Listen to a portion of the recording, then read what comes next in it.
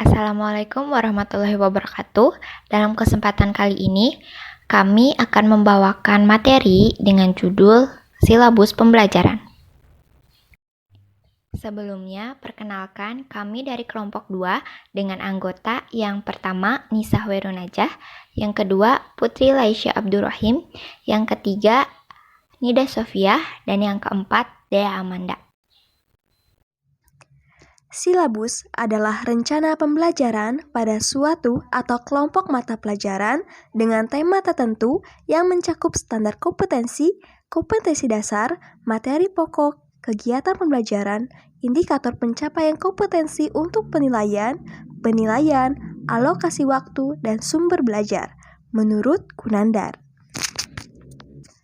Adapun prinsip-prinsip dalam pengembangan silabus, yang pertama yaitu ilmiah. Artinya, keseluruhan materi dan kegiatan yang menjadi muatan dalam silabus harus benar dan dapat dipertanggungjawabkan secara keilmuan. Yang kedua, relevan. Cakupan, kedalaman, tingkat kesukaran, dan urutan penyajian materi dalam silabus sesuai dengan tingkat perkembangan fisik, intelektual, sosial, emosional, dan spiritual peserta didik. Yang ketiga, sistematis. Komponen-komponen silabus harus saling berhubungan secara fungsional dalam mencapai kompetensi. Yang keempat, konsisten. Silabus harus memperlihatkan adanya hubungan yang konsisten atau taat asas, yaitu antara kompetensi dasar, indikator, materi pokok, pengalaman belajar, sumber belajar, dan sistem penilaian. Yang kelima, memadai, yaitu cakupan indikator, materi pokok, pengalaman belajar, sumber belajar, dan sistem penilaian pada silabus harus cukup untuk menunjang pencapaian kompetensi dasar. Yang keenam, yaitu aktual dan kontekstual. Cakupan indikator, materi pokok, pengalaman belajar, sumber belajar, dan sistem penilaian dalam silabus harus memperhatikan perkembangan ilmu, teknologi, dan seni mutakhir dalam kehidupan nyata dan peristiwa yang terjadi. Yang ketujuh, fleksibel. Artinya, keseluruhan komponen silabus dapat mengakomodasi keragaman peserta didik, pendidik, serta perubahan yang terjadi di sekolah dan tuntutan masyarakat. Yang kedelapan, yaitu menyeluruh. Artinya, komponen silabus harus mencakup keseluruhan ranah kompetensi, yaitu kognitif, afektif, dan psikomotorik. Poin yang ketiga yaitu tahapan pengembangan silabus. Terdapat 8 tahapan dalam proses pengembangan silabus. Yang pertama, mengkaji standar kompetensi dan kompetensi dasar. Dalam proses penentuan standar kompetensi dan kompetensi dasar mata pelajaran, hendaknya memperhatikan hal-hal berikut ini. Poin A, tingkat kesulitan materi disusun secara hierarki beserta konsep disiplin ilmu yang diterapkan. Poin B, adanya kaitan antar standar kompetensi dan kompetensi dasar pada mata pelajaran. Yang terakhir, poin C, keterkaitan antara standar kompetensi dan kompetensi dasar antar mata pelajaran. Tahapan yang kedua yaitu mengidentifikasi materi pembelajaran. Dalam mengidentifikasi materi pembelajaran yang dapat menunjang kompetensi dasar, harusnya memperhatikan hal-hal berikut ini. Poin A, potensi para peserta didik. Poin B, karakteristik mata pelajaran. Poin C, struktur keilmuan. Poin D, alokasi waktu. Poin E, kebermanfaatan untuk peserta didik. Poin F, tingkat perkembangan intelektual, fisik, emosional, spiritual, dan sosial para peserta didik. Poin G, relevansi dengan karakteristik lingkungan atau daerah. Poin H, perkembangan, kedalaman materi, serta luasnya bahan ajar. Dan yang terakhir, poin I, adanya relevansi antar kebutuhan para peserta didik dengan tuntutan lingkungannya.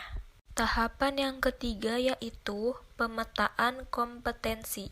Dalam proses pemetaan kompetensi, hendaknya memperhatikan hal-hal berikut ini. Poin A, mengidentifikasi standar kompetensi, kompetensi dasar, dan materi pembelajaran. Poin B, mengelompokkan standar kompetensi, kompetensi dasar, dan materi pembelajaran. Dan yang terakhir, poin C, menyusun standar kompetensi, kompetensi dasar sesuai dengan keterkaitannya. Tahap mengembangkan kegiatan pembelajaran. Dalam proses kegiatan belajar mengajar, sebelumnya wajib dirancang terlebih dahulu agar proses tersebut dapat memberikan pengalaman bagi para peserta didik. Pengalaman yang dimaksud ialah keterlibatan fisik dan mental dengan cara interaksi antar siswa, guru, lingkungan, dan bahan ajar itu sendiri. Berikut merupakan hal-hal yang wajib diperhatikan dalam proses pengembangan kegiatan pembelajaran. Poin A, disusun agar dapat menjadi alat bantu pada para tenaga pengajar agar terlaksana proses belajar mengajar yang profesional. Poin B, kegiatan ini memuat rangkaian kegiatan yang wajib dilakukan oleh para siswa secara runtut demi mencapai kompetensi dasar. Poin C, penentuan urutan kegiatan belajar harus disesuaikan menurut hierarki konsep materi pembelajaran. Dan yang terakhir, poin D, rumusan pernyataan dalam kegiatan ini minimal memiliki 2 unsur atau ciri yang dapat mencerminkan proses pengelolaan pengalaman belajar para siswa, yakni dengan kegiatan dan materi. Tahapan yang kelima yaitu merumuskan indikator pencapaian kompetensi. Kegiatan ini membantu para pengajar dalam mendapatkan tanda apakah kompetensi dasar sudah tercapai atau belum. Biasanya indikator ini berupa perubahan perilaku para peserta didik dalam ranah sikap, pengetahuan, serta keterampilan. Indikator ini bisa dikembangkan berdasarkan karakteristik peserta didik, mata pelajaran, potensi daerah, satuan pendidikan, dan dirumuskan dalam kata kerja operasional yang nantinya dapat diukur dan diobservasi. Tahapan yang keenam yaitu menentukan jenis penilaian. Penentuan jenis penilaian ini dapat diambil dari indikator-indikator pencapaian kompetensi. Setelah mengetahui indikator, kita dapat menentukan jenis penilaiannya. Segala bentuk penilaian dapat disesuaikan sefleksibel mungkin tanpa mengurangi kebermaknaan dan tidak menyalahi kompetensi dasar itu sendiri. Setelah menentukan jenis penilaian, tenaga pengajar akan dimudahkan untuk mengevaluasi segala bentuk proses belajar. Tahapan yang ketujuh yaitu penentuan alokasi waktu. Penentuan alokasi waktu untuk setiap kompetensi dasar merujuk pada jumlah minggu efektif dalam alokasi waktu pelajaran per minggunya. Tentu saja, dengan pertimbangan banyaknya kompetensi dasar, kedalaman, keluasan, tingkat kepentingan kompetensi dasar, dan tingkat kesulitannya. Alokasi waktu ini wajib dicantumkan dalam silabus. Dan tahapan yang terakhir yaitu menentukan sumber belajar. Sumber belajar merupakan hal pokok dalam dunia pendidikan. Tanpa bahan ajar, kita tidak tahu apa yang akan disampaikan pada peserta didik. Sangat penting memilih bahan ajar yang sesuai dengan kompetensi dasar dan standar kompetensi. Selain itu, bahan ajar kini sudah banyak variasinya, mulai bahan ajar cetak atau buku, modul, dan bank soal, dan digital atau e-modul, PowerPoint, video, dan lainnya. Materi selanjutnya adalah komponen dan format silabus. Secara garis besar, silabus mencakup berbagai kompetensi inti, kompetensi dasar, indikator, materi pembelajaran, serta berbagai faktor dan juga unsur yang mendukung proses pembelajaran. Hubungan logis di antara berbagai komponen tersebut adalah langkah yang harus dipersiapkan untuk kemudian mencapai standar kompetensi lulusan. Lalu, apa saja sih komponen yang harus ada di dalam silabus? Berikut adalah komponen-komponen yang harus ada di dalam silabus. Komponen yang pertama adalah identitas. Pada bagian identitas mata pelajaran ini perlu dituliskan dengan jelas nama mata pelajarannya apa, jenjang sekolah atau madrasahnya apa, kelas dan semesternya apa. Dengan informasi tersebut nantinya guru akan mendapatkan kejelasan tentang tingkat pengetahuan prasyarat, pengetahuan awal, dan juga karakteristik peserta didik yang akan diberi pelajaran. Komponen yang kedua adalah standar kompetensi. Standar kompetensi merupakan suatu patokan tentang pengetahuan, keterampilan, dan sikap yang harus dimiliki oleh peserta didik untuk mengerjakan suatu tugas yang sesuai dengan apa yang dipersyaratkan. Komponen yang ketiga adalah kompetensi inti. Kompetensi inti merupakan suatu gambaran mengenai kompetensi dalam aspek pengetahuan, sikap, dan keterampilan yang harus dipelajari oleh para peserta didik pada jenjang sekolah, kelas, serta mata pelajaran tertentu. Kompetensi ini juga merupakan tingkat kemampuan dalam mencapai suatu standar kompetensi lulusan yang harus dimiliki oleh setiap peserta didik pada setiap tingkat kelas atau berbagai program yang nantinya akan menjadi landasan pengembangan kompetensi adalah kompetensi dasar. Kompetensi dasar merupakan suatu kompetensi yang terdiri atas sikap, pengetahuan, dan keterampilan yang bersumber dari kompetensi inti yang harus dikuasai oleh peserta didik. Komponen selanjutnya adalah indikator pencapaian kompetensi. Indikator pencapaian kompetensi bisa berupa suatu ukuran, karakteristik, ciri-ciri, serta suatu proses yang menggambarkan ketercapaian dari kompetensi dasar.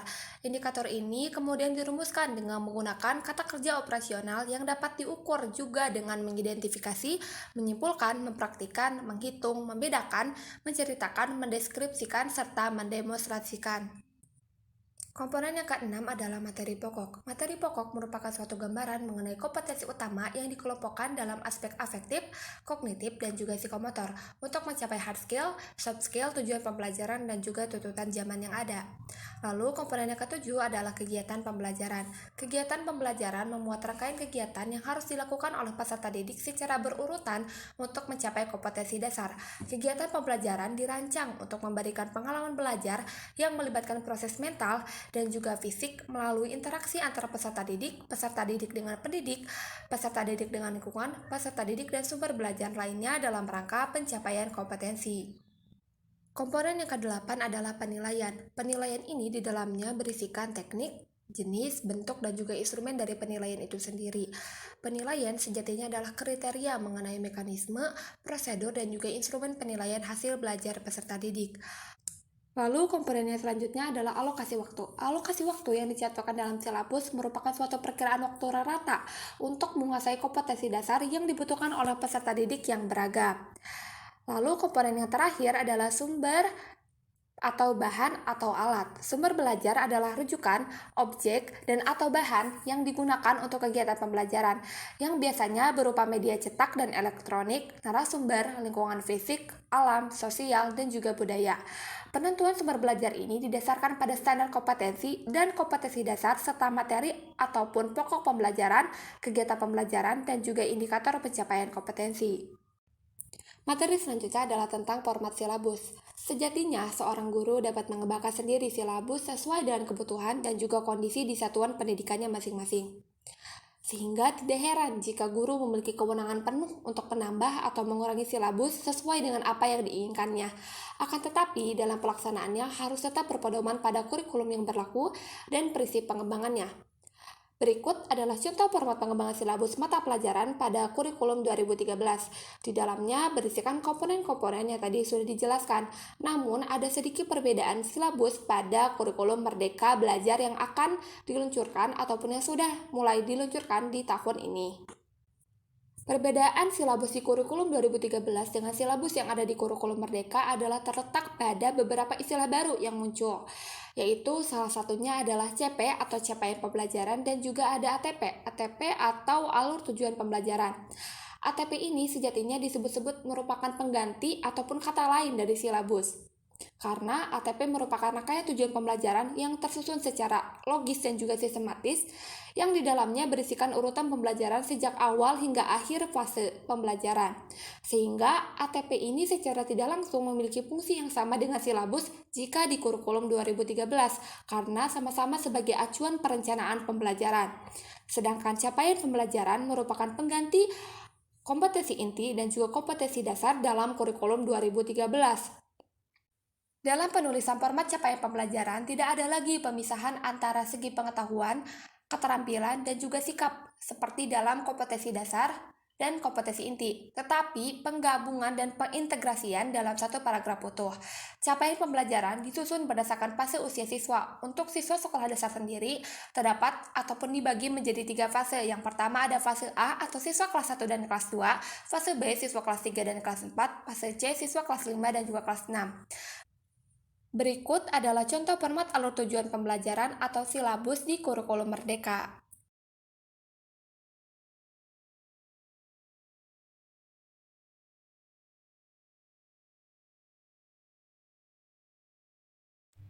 Sekian yang dapat kami sampaikan. Terima kasih atas waktu dan perhatiannya. Mohon maaf atas segala kekurangannya. Wassalamualaikum warahmatullahi wabarakatuh.